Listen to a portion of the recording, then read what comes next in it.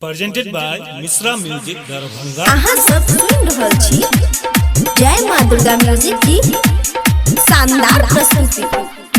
के पापा हो नाम लिखवाई दहो, नाम लिखवाई दहो। Music director DJ Bablu Raj presented by Misra Music Darbhanga। नाम लिखवाई दहो, नाम लिखवाई दहो, नाम लिखवाई दहो।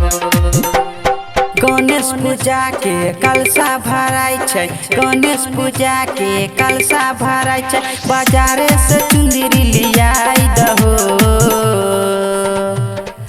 ये टुन टुन के पापा हो नाम लिखवाई दहो, ये टुन टुन के पापा हो नाम लिखवाई दहो।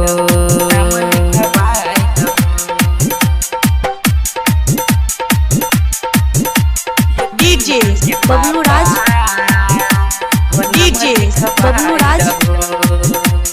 Madhepur presented by Misra Music Darbhanga।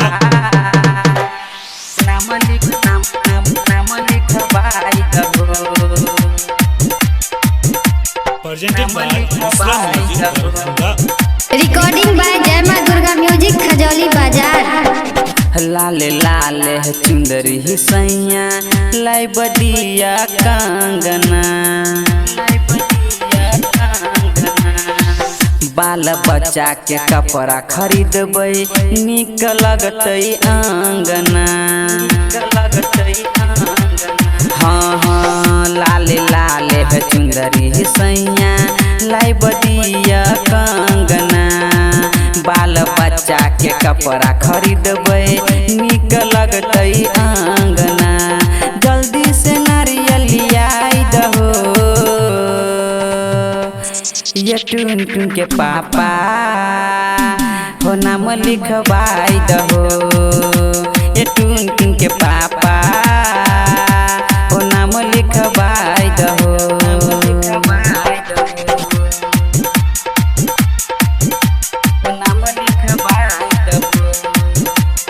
DJ Bablu Raj recording by Jai Maa Durga music Khajauli बाजार Madhepur presented by Misra Music Darbhanga।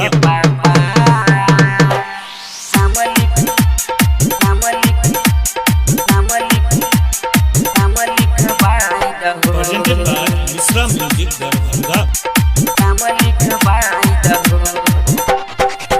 DJ Ram Kumar यो सैया से हो जतै साथ में,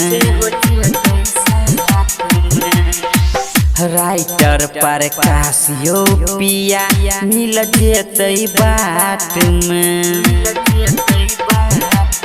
हे यो डीजे राहुल यो पिया से हो जतै साथ में, बीके बिहारी यो सैया मिल जतै बाट में।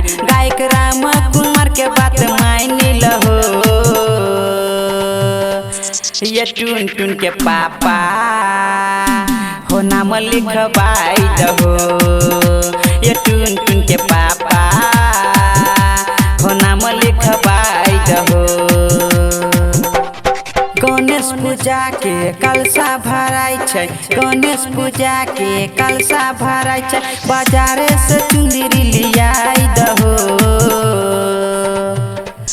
ये टुन टुन के पापा हो नाम लिखवाई दहो, ये टुन टुन के पापा